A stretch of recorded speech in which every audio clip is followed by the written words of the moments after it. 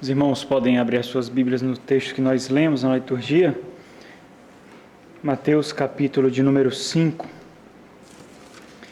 Essa é a última mensagem de uma pequena série de sermões em que nós temos refletido sobre particularidades da vida cristã e da necessidade da igreja. Hoje nós vamos encerrar, assim como o Senhor encerra a descrição que Ele faz daqueles que o seguem. Nós vamos falar sobre a perseguição como a marca do cristão. Diz assim a palavra de Deus, a partir do versículo de número 10 do capítulo 5 do evangelista Mateus. Bem-aventurados os perseguidos por causa da justiça, porque deles é o reino dos céus. Bem-aventurados sois quando por minha causa vos injuriarem e vos perseguirem, e mentindo disserem todo mal contra vós. Regozijai-vos e exultai, porque é grande o vosso galardão nos céus. Pois assim perseguiram aos profetas que viveram antes de vós. Vamos orar. Nosso Senhor, ó Deus é gracioso, essa é uma marca da qual nós fugimos, ó Deus. Essa é uma marca da qual nós não nos deleitamos tanto quanto deveríamos, ó Senhor bendito. Nós temos gastado um tempo tão especial refletindo sobre características tão singulares da Igreja do Senhor e do povo do Senhor, ó Deus. E encerramos esse tempo com essa reflexão, suplicando que o Senhor tenha feito a Tua obra maravilhosa em nossos corações. Que o Senhor esteja edificando de forma muito peculiar o Teu povo nessa porção de gente Tua, ó Deus. Nós rogamos a Ti, ó Deus, que apesar das nossas barreiras, estutícias e deficiências, o Senhor fale conosco poderosamente, ó Deus. O Senhor nos vença, ó Pai. Conquista-nos ainda mais para Ti. Dispe-nos, ó Deus, de nós mesmos, da velha carne e desse mundo que perece. Que possa ser deleitoso para nós essa marca, Deus. Em nome de Jesus, rogamos a Ti. Amém. O que é um cristão, irmãos? O que significa ser um cristão? Como nós podemos descrever um cristão? E aí, sem sombra de dúvidas, muitas respostas poderiam emergir desse questionamento tão simples, mas, obviamente, a variação dessas respostas dependeria também e justamente do tipo de fé que cada um de nós vive, do tipo de fé que nós professamos possuir. Muitos não descreveriam um cristão como que colocando uma condenação sobre si. Nós não fazemos isso, porque caso contrário nós estaríamos denunciando a nós mesmos.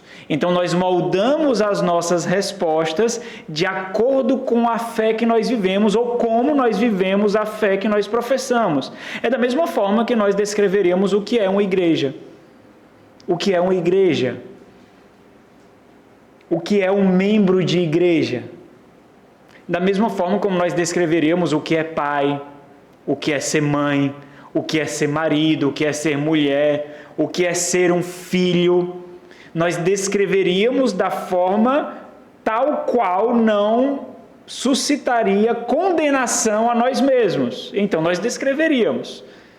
Mas nós ficamos diante daquele que descreve quem é aqueles que o seguem. O Senhor Jesus Cristo responde isso. Ele descreve o que é um cristão. E diante da sua descrição, nós não podemos fugir. A nossa profissão de fé é condenada. Aquilo que nós compreendemos não tem poder algum não tem valor algum. Não importa o que você pensa, não importa o que eu penso, não importa o quão eloquente sejam as minhas racionalizações, as minhas reflexões, as minhas ponderações, não importa quantos nós consigamos convencer, simplesmente não importa. Aquele que imprime marcas, as suas marcas em alguns, é esse que pode dizer quem são aqueles que o seguem. E o Senhor Jesus faz isso, não é? O Senhor Jesus Cristo, ele está falando sobre um novo reino que chegou na terra. E esse reino, ele é muito singular, porque ele traz características singulares desprezadas pelo reino presente. O reino presente é o reino parasitário, é o reino que suga e não nutre, é o reino que mata e não consegue vida. E esse reino de vida chegou. Esse reino de vida não é percebido com pompas, esse reino de vidas, ele não é anunciado com festividades, com glamour, com bandas tocando. Esse reino de vida só é visto por aquele que nasceu do alto. Não é visto por todos. E então aqueles que o seguem precisam conhecer quem são. E é isso que o Senhor Jesus Cristo faz no Sermão do Monte, especialmente nas bem-aventuranças. Eles dizem assim, o Senhor Jesus diz, vocês estão sentindo coisas diferentes, vocês estão tendo anseios diferentes, vocês estão tendo sonhos, comportamentos diferentes, vocês não sabem ainda por quê, então eu vou lhes dizer quem vocês são, para pensarem agora o que vocês pensam. É por isso que ele descreve essas características nas bem-aventuranças. Quem somos nós, Senhor? Deveria ser a nossa pergunta. Então o Senhor Jesus, assentando-se diante dos seus discípulos, e a multidão via de forma indireta, ele passa a ensinar, e no versículo 3 ele diz, bem-aventurados. E é importante entender que não são os discípulos que atestam sobre si mesmos que eles são bem-aventurados. É o próprio Senhor da vida que atesta isso. É um louvor concedido por aquele que é digno de toda honra, toda glória e todo louvor, e eles podem não parecer, mas vocês são bem-aventurados por isso. Que parece ser uma contradição, parece ser uma reversão de valores. Como humildes são bem-aventurados, como aqueles que choram são exaltados. Como? Então parece ser uma reversão de valores aí, parece ser uma contradição para o mundo. E o Senhor diz, não se engane, vós sois bem-aventurados. Bem-aventurados os humildes de espírito, porque deles é o reino dos céus. Bem-aventurados os que choram, porque serão consolados. Bem-aventurados os mansos, porque herdarão a terra. Bem-aventurados os que têm fome e sede de justiça, porque serão fartos. Bem-aventurados os misericordiosos, porque alcançarão misericórdia. Bem-aventurados os limpos de coração, porque verão a Deus. Bem-aventurados os pacificadores, porque serão chamados filhos de Deus. E a última bem-aventurança, que é a perseguição, a última bem-aventurança, que está nos versículos 10 ao 12, ela é diferente de todas as demais, porque ela destaca um aspecto negativo aqui. Mas fazendo isso, ela serve na verdade de comprovação, de veracidade das marcas anteriores. Ela coloca um selo nessas marcas. Se experimentarem isso, é porque vós tereis aquilo que eu descrevi. É como se o Senhor estivesse colocando um selo aqui, ou seja, a perseguição é uma última virtude do caráter cristão, é a autenticação de que as bem-aventuranças que ele acabou de descrever são verdadeiramente encontradas naqueles que o seguem. O mundo, olha o guia do sermão, o mundo o percebe diferente, e o que é diferente assusta, por isso é rejeitado. É dessa forma que acontece. Eu não sei se os seus colegas de escola que não são cristãos lhe aceitam sem qualquer reserva.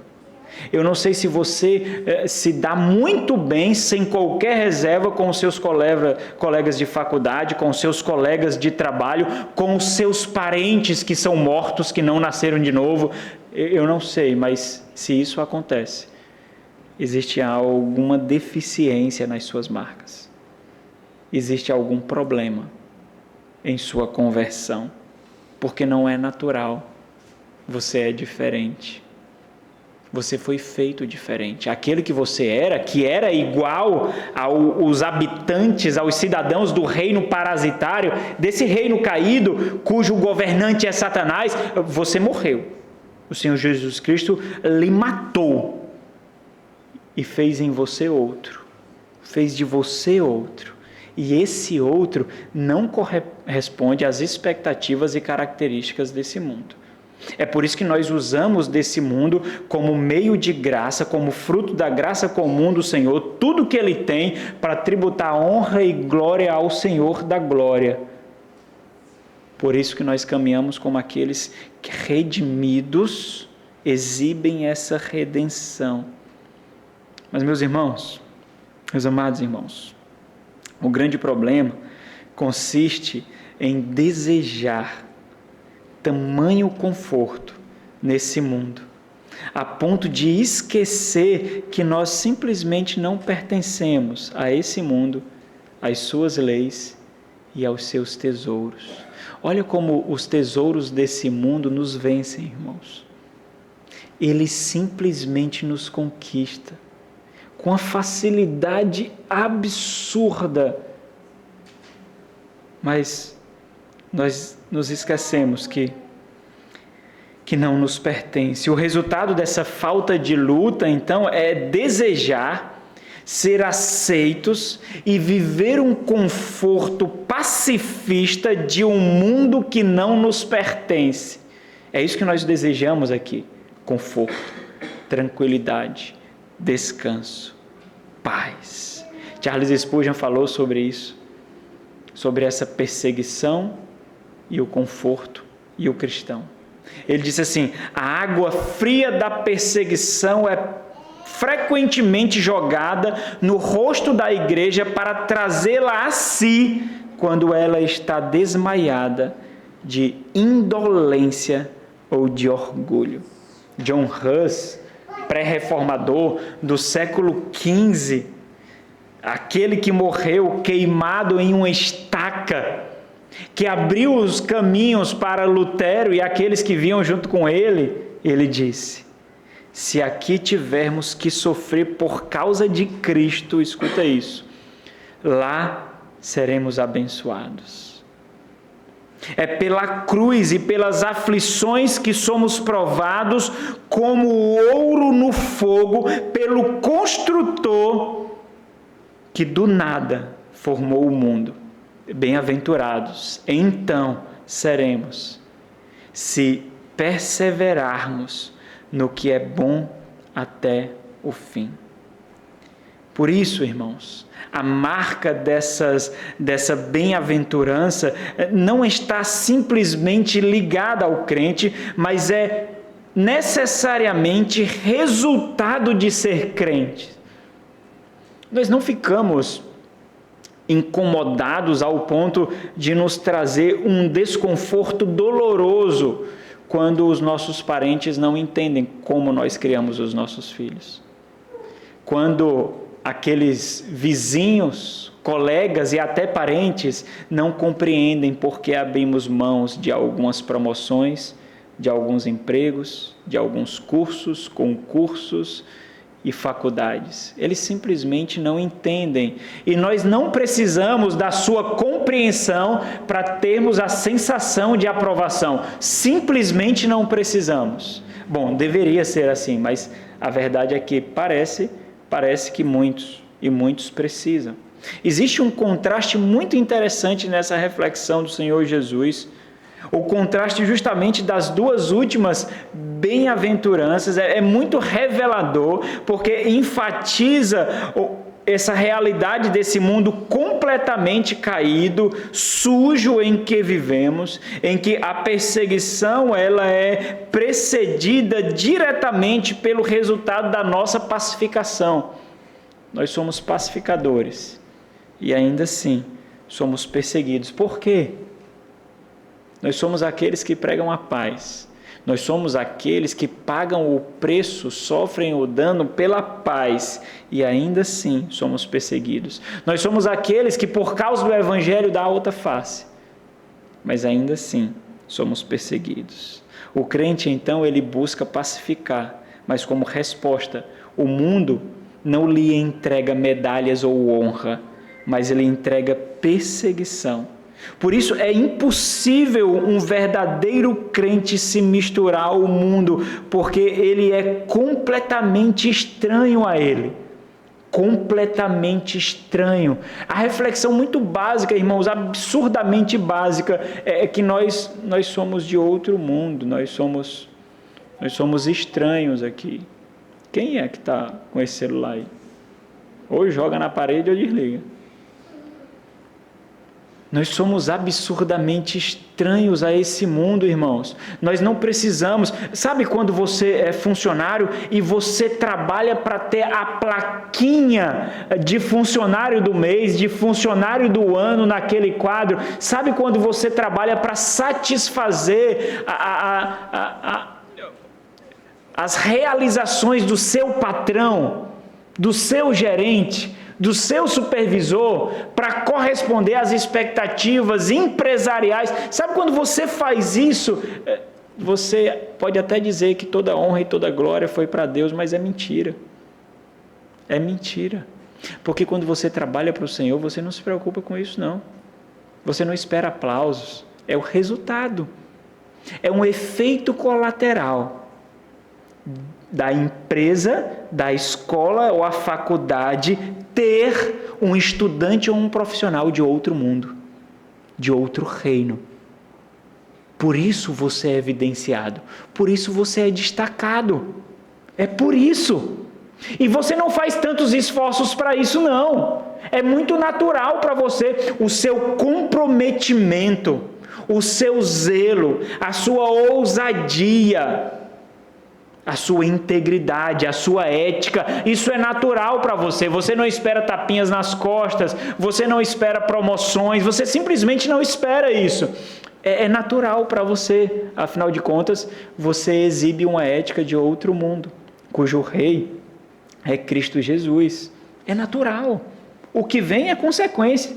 Os certificados, as promoções não são simplesmente exibidas por você, porque você precisa proteger o seu coração, você precisa proteger o seu ego. Você precisa. É natural, deveria ser natural isso. Infelizmente, esse mundo, irmãos, nos seduz. E a verdade é que ele nos seduz com muita facilidade. Você sabe disso. Quantas vezes você foi seduzido, se agora não está, por esse mundo? Esse mundo nos seduz com muita facilidade. É impressionante como nós falamos de bens, como falamos de empregos, como nós falamos de carros, de celulares, de concursos, como nós ostentamos essas coisas com uma audácia tão absurda, com um gozo tão impressionante. E nós falamos do dia do Senhor como aqueles que estão mortos. Nós falamos do dia do Senhor com a tristeza, com a apatia. Nós falamos sobre santificação como algo monótono. Nós falamos sobre renúncia e sacrifício como se fosse algo sem valor. Nós falamos da oração como se fosse um peso, como se fosse um grilhão que nos prende. Tenho que fazer isso, não é? Tenho que orar, tenho que ler a Bíblia hoje. É impressionante como esse mundo nos seduz.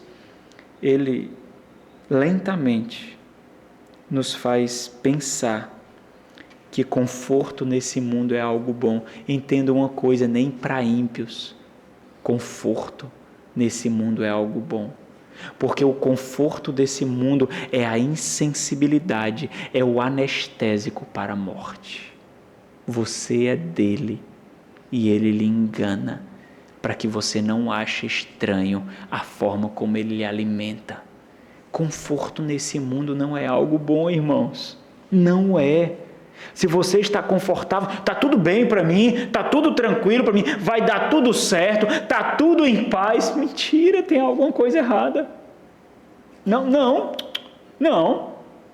Tem alguma coisa errada na sua própria reflexão. Entenda, esse mundo nos faz desejar o desfrute da paz em troca simplesmente do nosso silêncio e condescendência.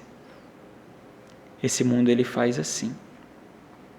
Você apenas precisa calar e aceitar. E tudo te darei. Quem foi que falou isso? Você só precisa fazer isso. Me aceitar, calar, então te darei. Daí então, irmãos, nós esquecemos que a perseguição, ela não é decorrência do mal, da perversidade ou do egoísmo que praticamos, mas por amar, desejar e viver a justiça de outro em quem nós estamos. O nosso Senhor. Olha o que o versículo 10 diz, não é isso? Bem-aventurados os perseguidos, não por causa de vocês. Bem-aventurados os perseguidos por causa da justiça, porque deles é o reino dos céus. Se você é perseguido aqui, significa que você não deseja esse mundo, que você não desfruta dos manjares desse mundo, que você vive ansiando por aquilo que virá. E um dia aquilo que virá será seu. Então, descrevendo as marcas do cristão, o Senhor Jesus profere vários golpes ao amor e apreço a esse mundo. E nessa última bem-aventurança, o Senhor dá o golpe final. Jesus ensina que as pessoas que são realmente felizes, que é o que significa ser bem-aventurado, as pessoas que são realmente favorecidas, abençoadas, são aquelas que são perseguidas por causa da justiça dele, não por causa de uma justiça egoísta e mundana. Ele mata o moralismo aqui de todas as formas. Por isso o Senhor Jesus, ele apresenta-nos o Evangelho do Reino, as boas novas que nos tornam perseguidos. Olha como parece contraditório. Renúncia que nos nutre, renúncias que nos adicionam, sacrifícios que nos dão vida, distanciamentos que nos aproximam. Parece algo absurdamente contraditório. Aquilo que não é valorizado, que encontra absurdo valor no reino dos céus. Perseguições que geram opressão, injustiça, abusos, maus tratos e mortes. É isso que deve ser esperado do cristão. Tem uma citação aqui de um puritano inglês, William Gurnall. Fantástica essa citação. Fantástica. Dá um tapa na nossa face, assim, absurdo. Eu vou ler, presta atenção. Ele diz assim: por que você deveria temer ser despojado daquilo que você já renunciou por Cristo? Pegou? Por que você teme passar necessidades? Por que você teme passar dificuldades financeiras? Por que você teme perder o emprego? Você já não renunciou por Cristo? Por que você teme? Renunciou? Renunciou tudo por Cristo? Então por que temes? Ele diz mais. É a primeira lição que você aprende, se for cristão, negar a si mesmo. Tomar a sua cruz e seguir seu mestre. Para que o inimigo chegue tarde demais. Farás essa renúncia e não terás. Aí você diz, chegou tarde demais, já renunciei. Não me importo. Chegou tarde demais. Ele continua. Ele diz, você não tem vida a perder, porque já a deu a Cristo. Nenhum homem pode tirar-lhe sem a permissão de Deus. Tudo o que você tem está seguro, e embora Deus não tenha prometido imunidade a você contra o sofrimento dessa espécie, ainda assim, ele se comprometeu a arcar com a perda de fato, para pagar-lhe 100 vezes mais. Que citação maravilhosa. Que reflexão maravilhosa! Mas a realidade, irmãos, é tão gritante que parece contradição. De tão gritante que é. Como o reino de Deus, tão esperado, não seria conquistado por força e por poder bélicos do Senhor dos Exércitos, mas pela perseguição sofrida. É assim que o reino dos céus será tomado por nós. Aqueles que são enxotados e perseguidos são eles que alcançarão aquilo que esse mundo anseia buscando em local errado. Ele busca em local errado conforto, descanso e paz. Encontrarão miséria, escassez e dor. É justamente isso que o Senhor Jesus ensina aqui para nós. A perseguição, ela é a insígnia, ela é o atestado, ela é a certidão de nascimento dos habitantes do reino dos céus. Então, muito cuidado quando você deseja ser aceito por esse governo. Muito cuidado quando você deseja ser aceito pelos seus parentes, pelos seus vizinhos, por essa sociedade. Porque isso tem um preço, você precisará negociar alguma coisa. Não, pastor, eu não preciso. Mentira, você não entende o evangelho então. Você não entende a fé cristã. É completamente contradizente os valores desse mundo com os valores do mundo por vir. É completamente outros. Sabe quando você recebe parentes em casa e você acha um negócio diferente? É desconfortável. Eles vêm com outra ética, eles vêm com outro comportamento, eles vêm com outras necessidades, eles vêm... E você só tem duas escolhas. Ou você os coloca na atmosfera do seu lar, ou aqui é o seguinte, aqui em casa é dessa forma. Dessa forma. Tem essa rotina. Se ficar aqui vai ser assim. Ou você afrouxa as suas rédeas, os seus valores, a sua ética. Infelizmente, muitos escolhem a segunda opção. Muitos. Por quê? Porque eu não quero ser chato. Porque eu não quero ser chato, sabe, não custa nada, ele só vem aqui uma vez perdida, não custa nada, não é todo final de semana que estão aqui, não é todo mês que estão aqui. Olha como Satanás lhe vence com facilidade. Ele conseguiu aqui, não conseguiu? Quem disse que ele não vai conseguir mais? Seja chato. Ser habitante do reino é ser chato para esse mundo. Seja chato. Mostre convicção. É o seguinte, aqui em casa existe uma ética estabelecida, valores estabelecidos. Então é o seguinte, vamos almoçar agora, dormir até 2 horas, 3 horas, depois nós acordamos, fazemos culto doméstico, vamos ter um tempo devocional, e depois é o seguinte, 17h30 estamos saindo para o culto. Se não estiver pronto, fica aqui. E aí você vai deixar a chave lá em casa, ou então você vai embora antes para não atrapalhar o culto que nós prestaremos ao Senhor. Mas nós não temos tanta convicção assim, né, irmãos? Nós não temos tanta convicção assim. Nós negociamos com muita facilidade. O puritano George Swinnock, ele diz o seguinte: uma pessoa santificada é como um sino de prata. Olha que coisa linda. Quanto mais ele é castigado, melhor soa. Quanto mais ele é açoitado, melhor som sai. E aí? Que som sai dos seus açoites? Murmuração? Autocomiseração? Autodepreciação? Que som sai dos seus açoites? Fui encontrado digno. Ó Senhor, digno sou. Ó Senhor, digno sou. Fui encontrado digno, digno sou. Ó Senhor, glorificado seja o teu nome, porque digno sou.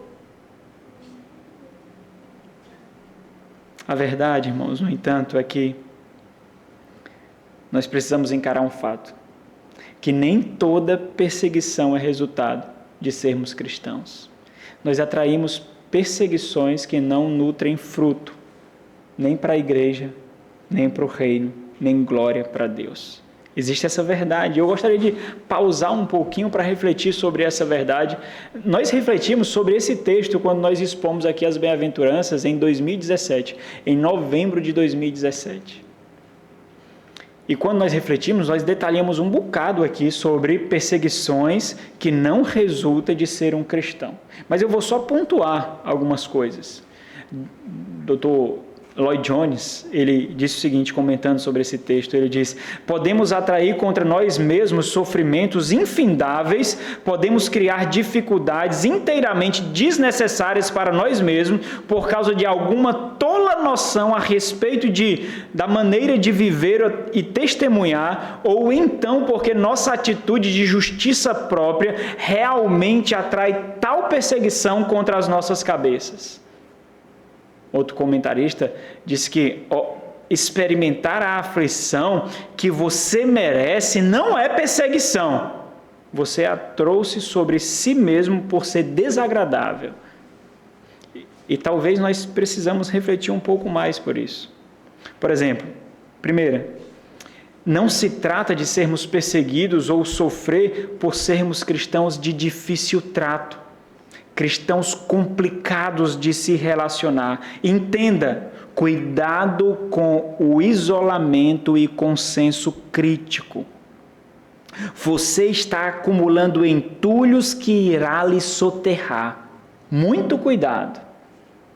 Segundo, não se trata de sermos perseguidos ou sofrermos por falta de sabedoria, por imaturidade, por insensatez. Entenda, estupidez não nos faz mártires. Não acumule sobre si anos que lhes condenarão, porque os anos não lhes fizeram sábios. Terceiro, não se trata de sermos perseguidos por sermos fanáticos, neopuritanos, legalistas, moralistas. Existe um risco de construir, irmãos, um conceito inadequado de piedade e devoção. Entenda, você pode ser um arquiteto da morte aqui. Um tipo de arquitetura particularizada de valores, criando uma categoria de cristãos que devem ser clones de nós mesmos, segundo a nossa imagem, segundo a nossa semelhança. Quando isso acontece, nós nos tornamos a vara de medir, o padrão para todos os demais, não a palavra de Deus, porque é pequena demais segundo os nossos padrões. Nós passamos de cristãos que amam a vida em comunidade para sermos fiscais medíocres dos nossos irmãos, fiscalizamos não desejando cuidado, amadurecimento e crescimento, mas simplesmente pelo gozo de encontrar falhas, deficiências e corrupções, simplesmente, e apontando suas falhas, como retribuição perversa da nossa carne, nós nos sentimos mais piedosos, mais maduros, mais puros. Pessoas que creem que suas elevadas realizações morais devem merecer a atenção dos outros, inclusive Deus. Ele tem que lhe aceitar, porque você é bom demais. Cuidado, isso não é perseguição que resulta de ser cristão. Quarto, não se trata de sermos perseguidos ou sofrermos por sermos falhos em nosso testemunho, por sermos relativistas em nossa forma de viver a fé cristã. A verdade é que, quando nos enquadramos nessa categoria, o que mais odiamos é ter ao nosso redor cristãos tementes, cristãos que amam a santidade, cristãos piedosos, que buscam continuamente santificação, porque esses nos expõem. Eles oram demais. Eles dedicam muita devoção à leitura bíblica, à vida de igreja. Eles nos expõem. Quinto, não se trata de sermos perseguidos ou sofrermos por causa de ideologia política. Muito cuidado com isso, irmãos. Próximo ano nós teremos eleições de novo, não é? Muito cuidado, não confundam isso. Sexto, não se trata de sermos perseguidos ou sofrermos por causa da inveja política. E eu quero terminar esse ponto falando sobre essa inveja polida, porque ela é muito sagaz, muito sagaz. Inveja polida.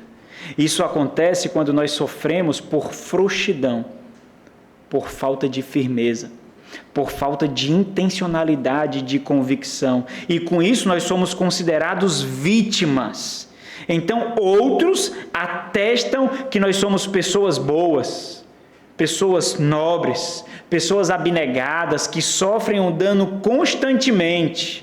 Esse é o tipo de aplicação incorreta dessa bem-aventurança. Quando nós legamos que estamos virando a outra face, que nós estamos andando 2 milhas, que nós estamos sofrendo porque nós somos mártires, martirizados, quando na verdade estão sendo frouxos, fracos, sem convicção e firmeza, mas gostam daquilo que a autocomiseração traz. Então nós precisamos identificar quando a perseguição é na verdade motivo de orgulho e honra pessoal. Nós fazemos questão de perder, porque essas perdas são, quando contadas, tapinhas em nossas costas. Sabe, quando você empresta o seu cartão de crédito, quando sabe que a pessoa não vai pagar? Sabe? Aí você diz assim: perdi, não me pagou, perdi. O meu irmão, o meu tio, o meu pai, olha aí, e agora estou tendo que dividir porque o meu nome ficou sujo na praça. Foi um abestado. Sabia que não ia pagar. Não dava para calcular, não? Era para dar para calcular. Colocou em risco o orçamento financeiro da sua família, para quê? Para servir de mártir?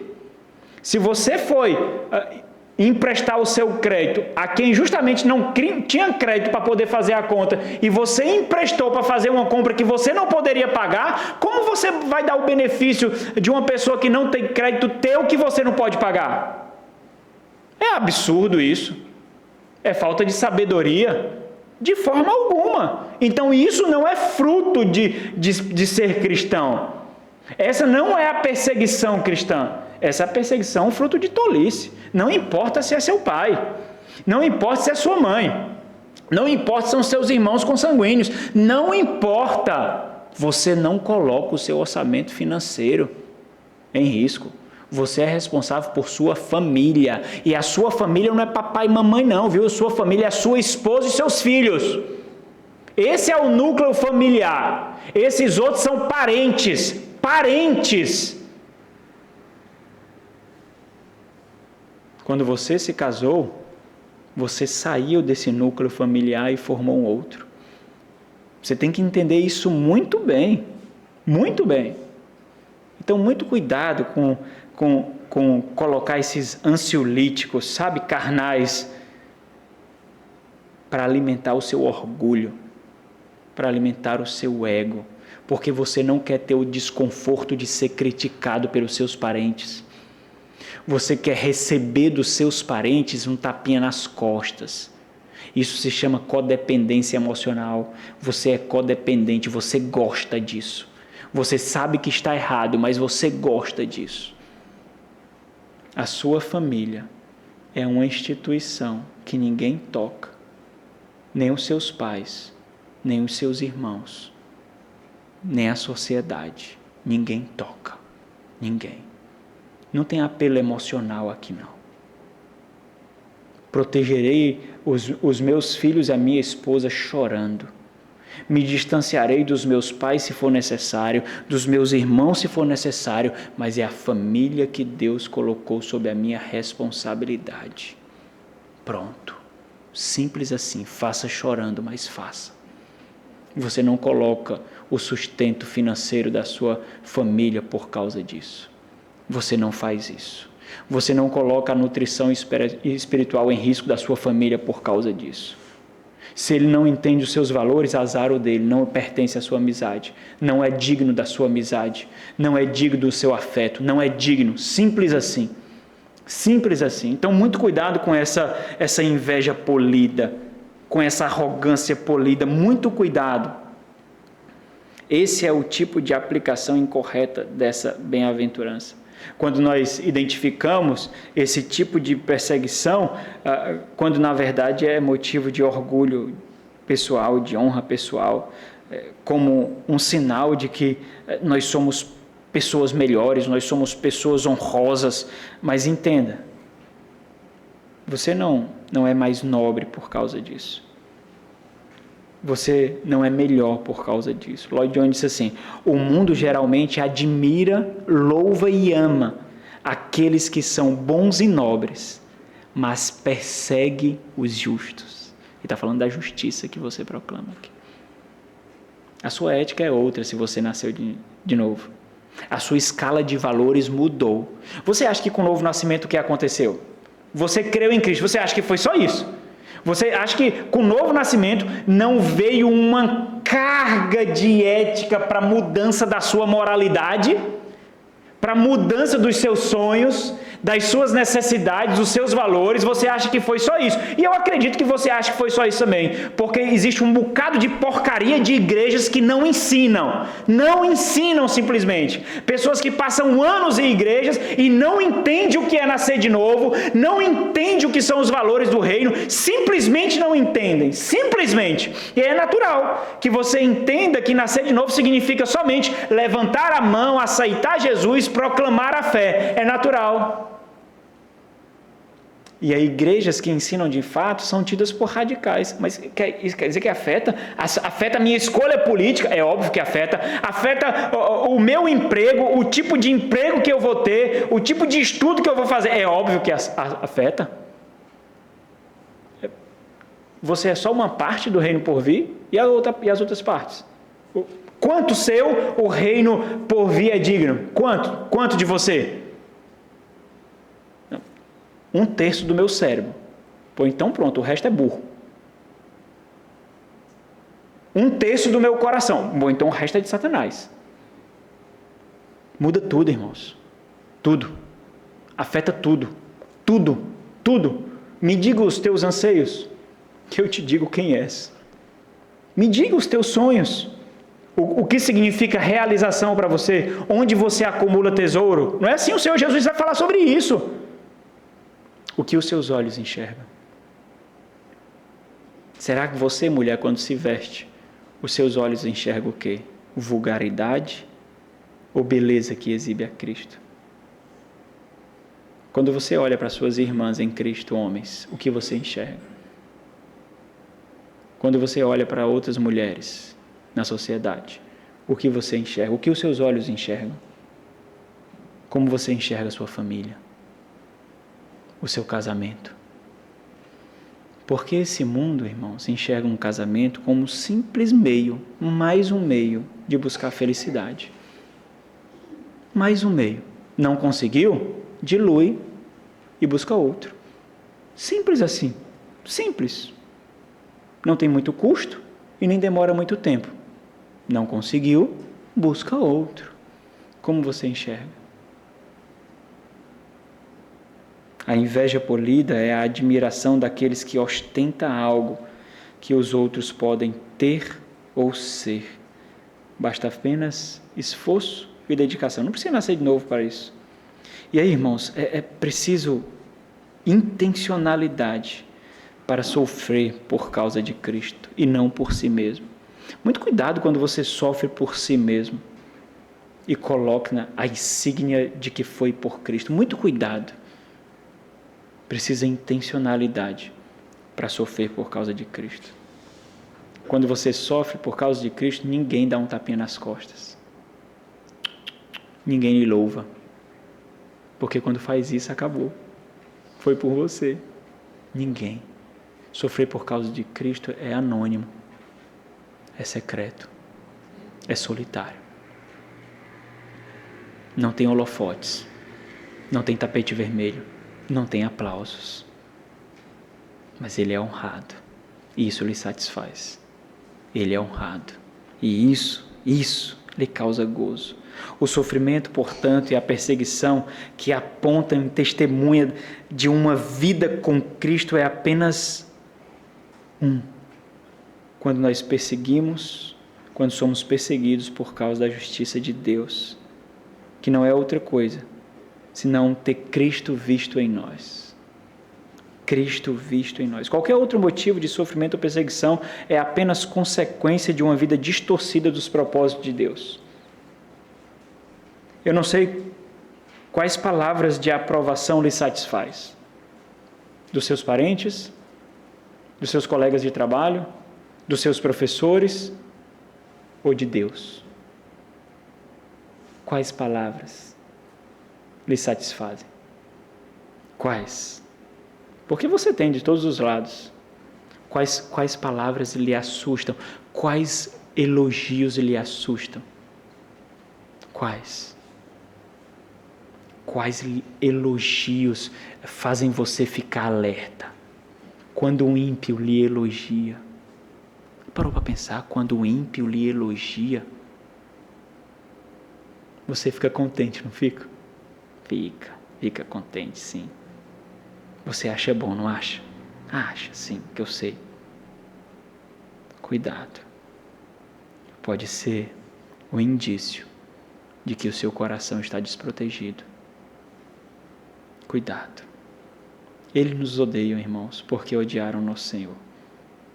Eles não nos amam. Não importa o laço que tenha com você. Não importa. Viva uma vida ética, moral, que exibe luz. Viva essa vida. E escolher estar próximo de você será uma honra para eles. Uma honra. Mas existem, obviamente, perseguição que resulta de ser um cristão. E aqui a gente vai expor o texto de fato. Versículo 10. Bem-aventurados os perseguidos por causa da justiça, porque deles é o reino dos céus. Bem-aventurados sois quando por minha causa vos injuriarem e vos perseguirem, e mentindo disserem todo mal contra vós. Regozijai-vos, porque é grande o vosso galardão nos céus. Pois assim perseguiram os profetas que viveram antes de vós. Versículo 10. Bem-aventurados os perseguidos por causa da justiça, porque deles é o reino dos céus. Ser perseguido aqui, a forma como foi construída é maravilhosa. É algo que não fomos nós que nos fizemos perseguidos. Nós fomos feitos perseguidos. O que o Senhor está dizendo aqui, o Senhor Jesus, para aqueles que Ele está ensinando, para os seus discípulos, Ele está dizendo, sabem quem sois? Vocês foram feitos por mim, perseguidos. Jesus Cristo colocou um alvo neles, para que o mundo o persiga. É isso que Jesus Cristo está dizendo. A ideia aqui é de que eles foram feitos perseguidos. Ser perseguido, então, é sinônimo de ser cristão, de ser seguidor de Cristo. Ou seja, os cristãos, eles são estranhos ao mundo, são hóspedes indesejados, são perturbadores, rejeitados e rebeldes alienados. Enquanto isso, Jesus Cristo lhes parabeniza, ao mesmo tempo que o mundo os despreza, oprime e persegue.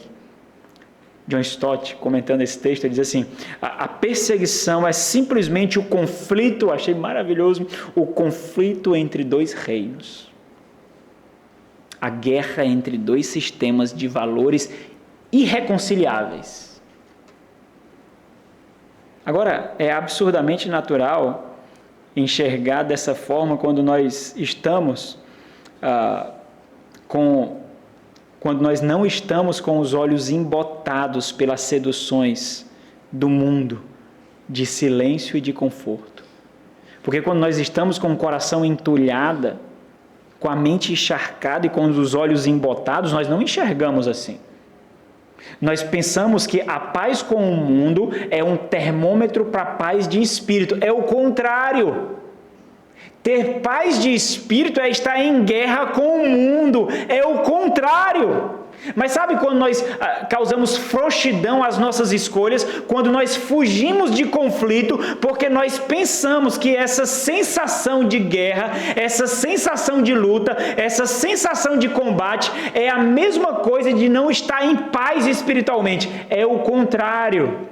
É justamente o oposto, irmãos. É o contrário.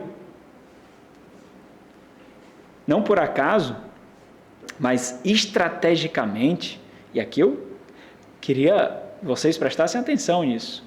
Estrategicamente, existe uma cultura entorpecedora sendo criada e nutrida de intensa exaltação do conforto e tranquilidade.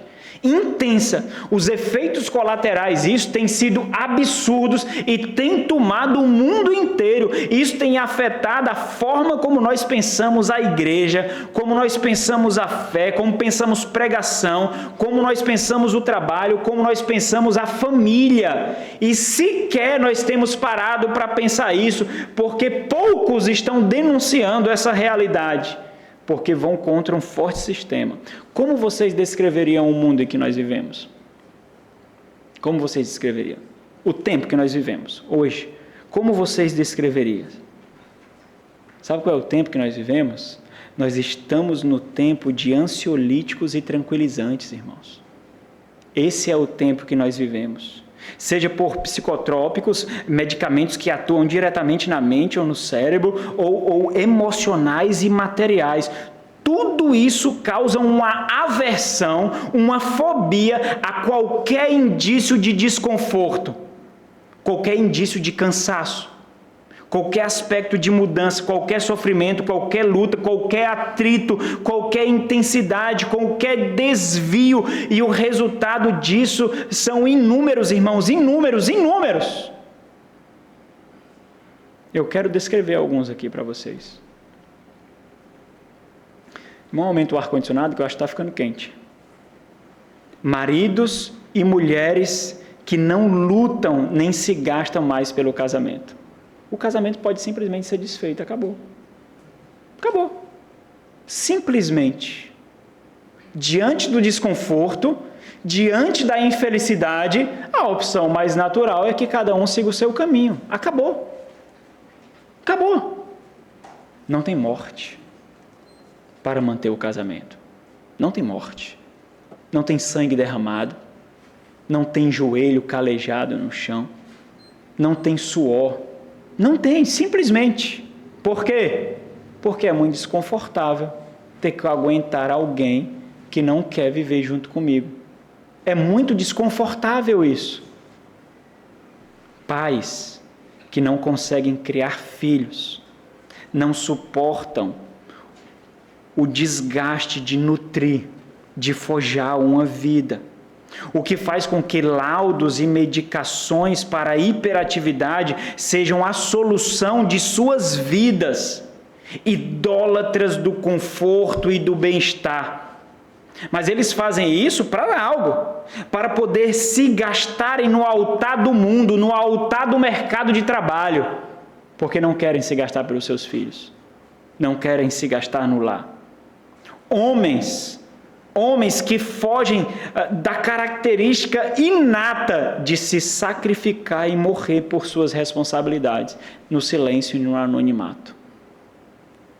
Sem postar, sem esperar likes e compartilhamentos, sem esperar aprovações. Nós estamos no meio de homens que não têm nem característica de masculinidade, irmãos. Não tem.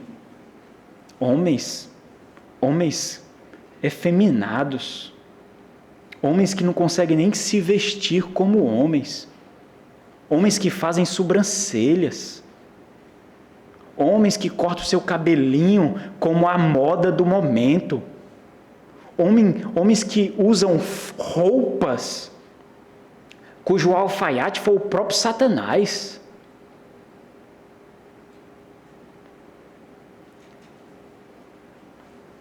Em tempos onde o conforto é a joia mais preciosa, irmãos, o sacrifício perde completamente o valor.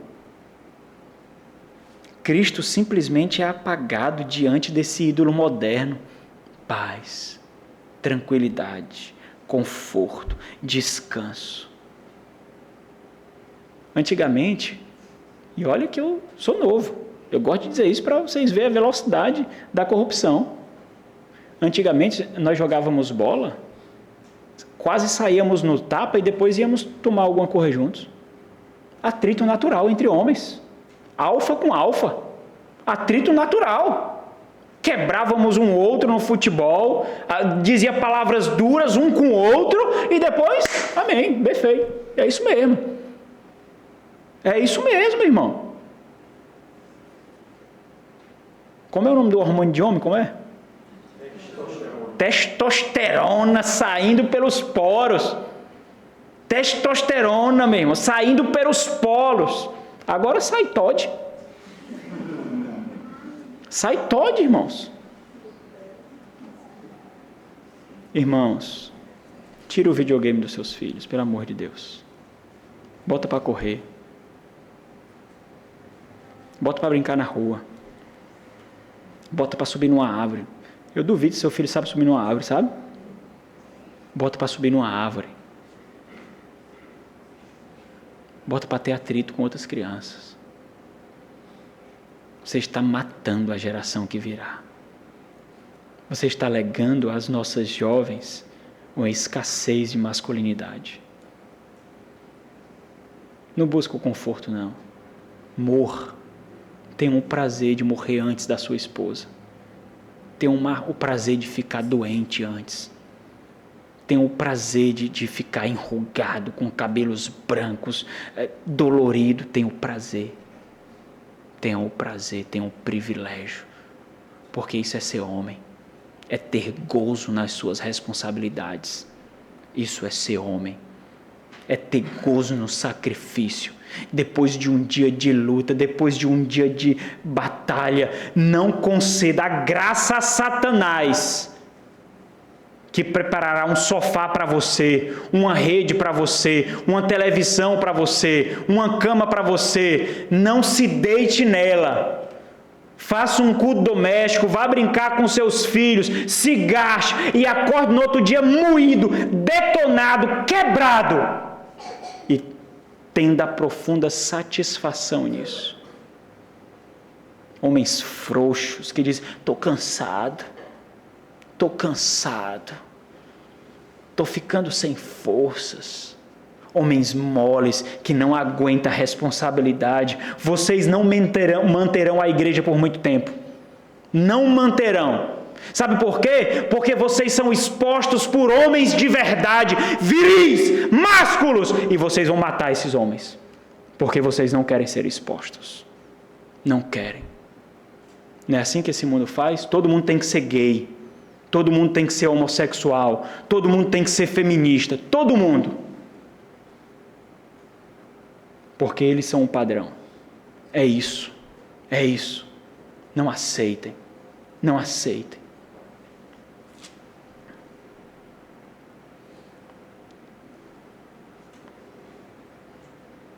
Essa não é a realidade descrita por Cristo, daqueles que o seguem. Não é.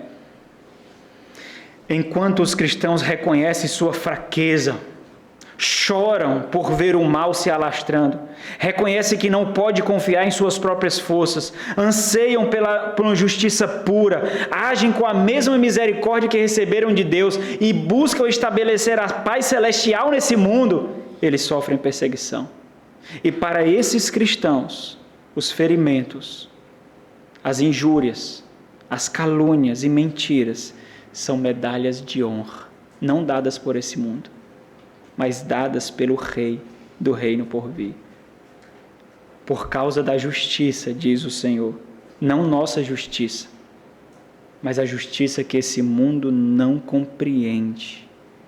Ser justo, disse Lloyd Jones, ser justo, praticar a justiça, na realidade significa assemelhar-se com o Senhor Jesus Cristo. E dessa forma, irmãos, dessa forma, o motivo por sermos perseguidos é unicamente por nos parecermos cada vez mais com Cristo. Cada vez mais esse mundo nos odeia. Cada vez mais esse mundo não nos compreende. Entenda, por isso que eu fiz questão de observar o sofrimento que não resulta de ser cristão. Não é porque você é chato, não. Não é porque você não tem sabedoria para evangelizar. Não é por causa disso.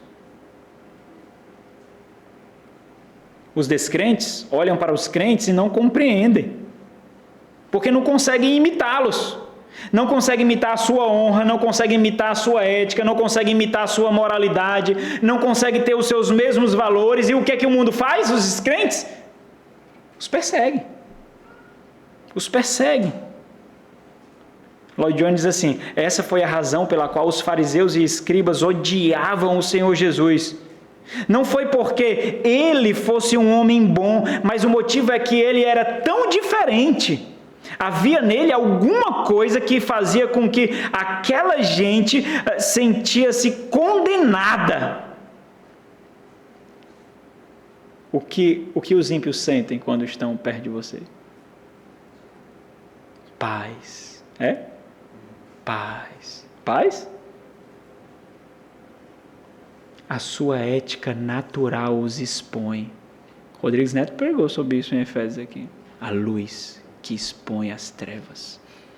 Naturalmente. A sua forma de estudar, a sua forma de ser mãe, a sua forma de ser filho, o seu jeito de ser mulher, a sua feminilidade, a sua masculinidade, a sua forma de ser pai, ser empresário, ser profissional, a sua forma de ser os exibe e os condena sem que você fale nada. Nada. Olha aqui, cara, essa mulher aqui, olha aqui a calcinha dela, olha aqui.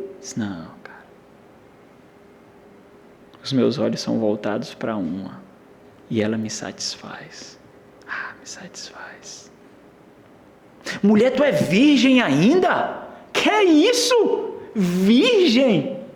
Tu não namorou ainda? Não namorou? Que absurdo! Não. O meu corpo é valioso demais para dar para qualquer um o benefício de me ter. Não. Aquele que me terá será enviado por Cristo. Como é que você sabe? Não sei. Mas Ele vai me mostrar.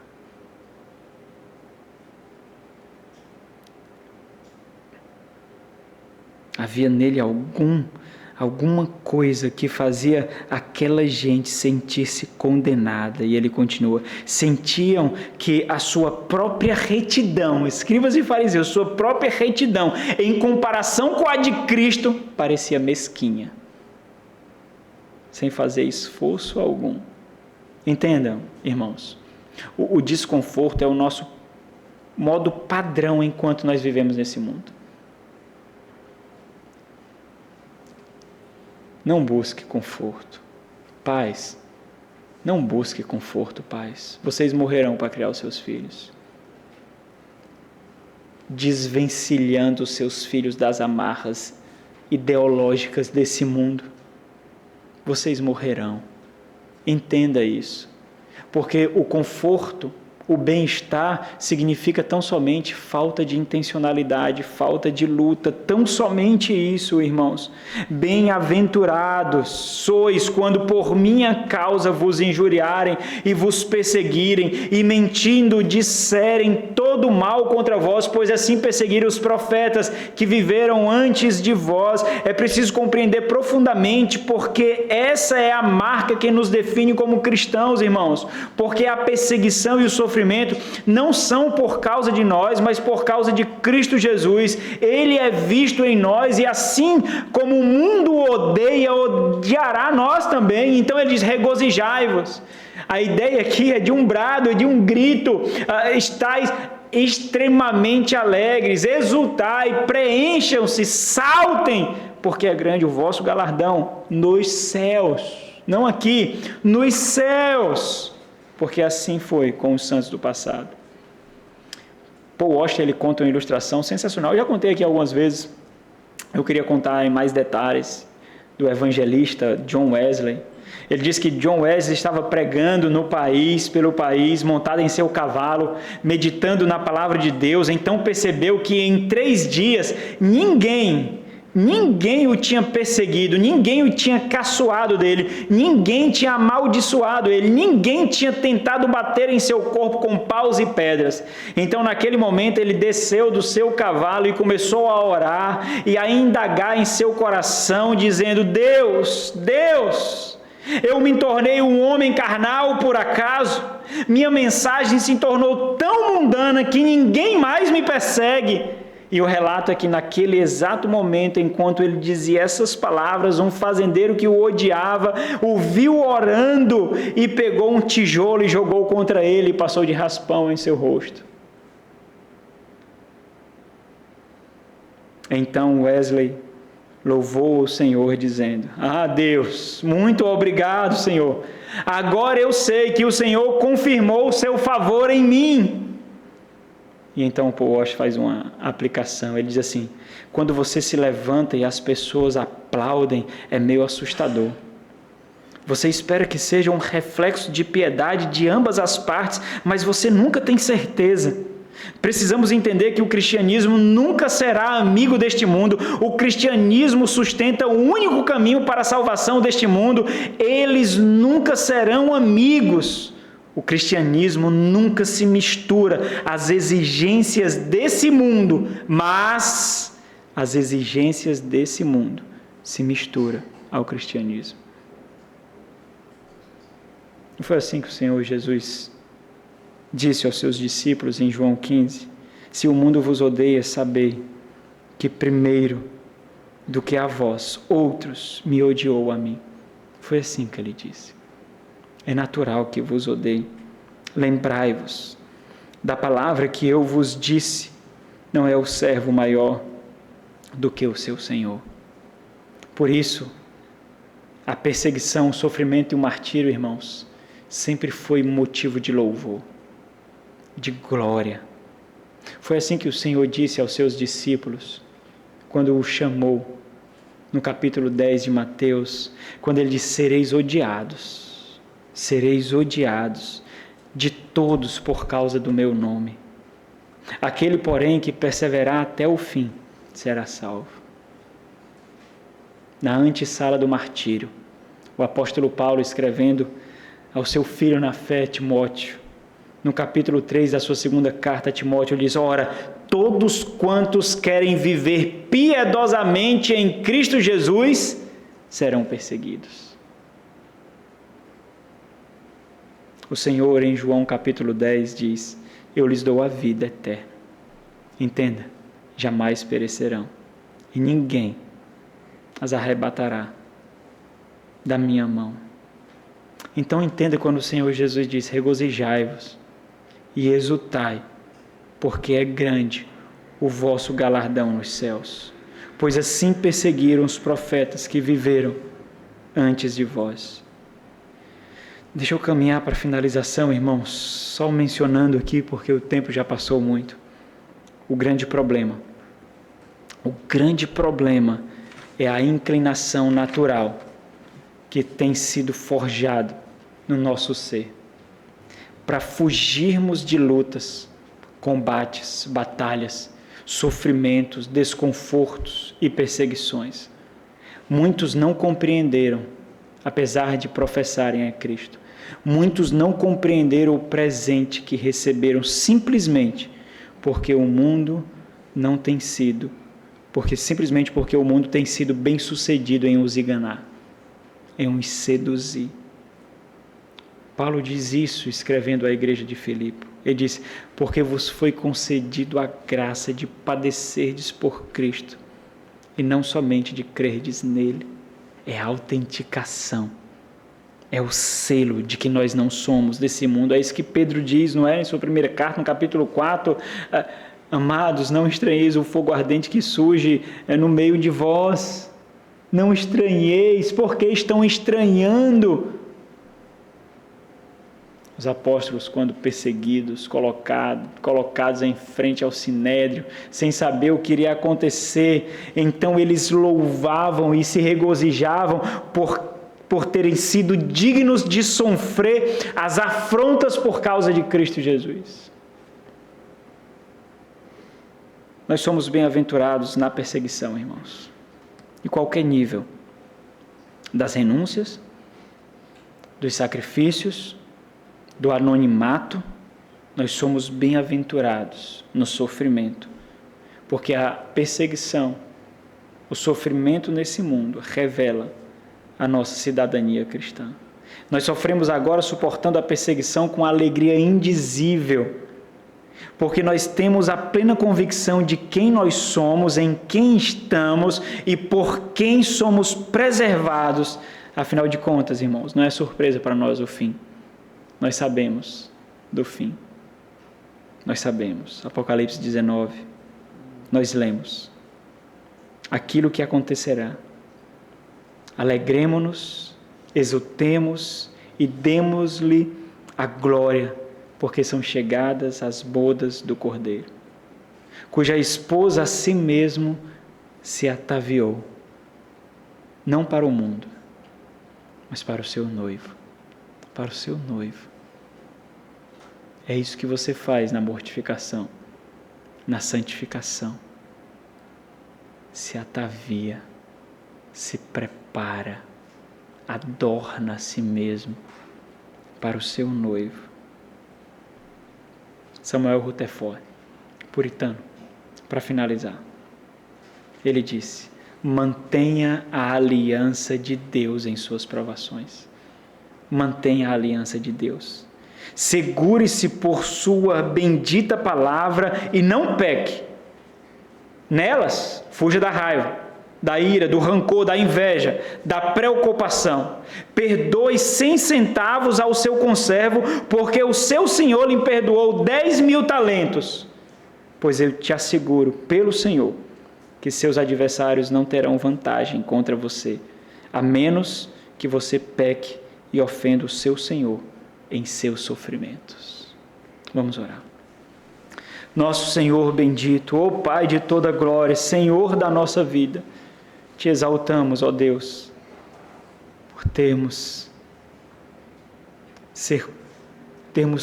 sido colocados em tão maravilhosa honra e dignidade, ó Pai, de sofrermos por Ti, de fazermos renúncias e com isso o Senhor ser glorificado, de vivermos uma vida de abnegação e o Senhor Jesus Cristo ser exaltado, de desconforto em plena satisfação. Ó Deus, que essa seja, nós rogamos a Ti a profunda realidade do nosso coração, ó Deus, que nós esperemos, ansiemos ouvir as palavras de aprovação do Senhor, ó Deus, do Senhor, ó Deus. Ajuda-nos, ó Deus, protege a nossa mente, olhos e ouvidos, protege o nosso coração para que não sejamos seduzidos pelos tesouros desse mundo, pelo dialeto de conforto desse mundo. Sem o Senhor nós não conseguimos, ó Deus. Que o medo da escassez não nos assuste ao ponto de corrermos para a idolatria, ó Deus. Que esse mundo não nos assalte com a sensação de segurança, de estabilidade que Ele coloca diante de nós todos os dias. Ó Deus, e como o Estado tem usado isso afrontosamente contra os cristãos, ó Pai.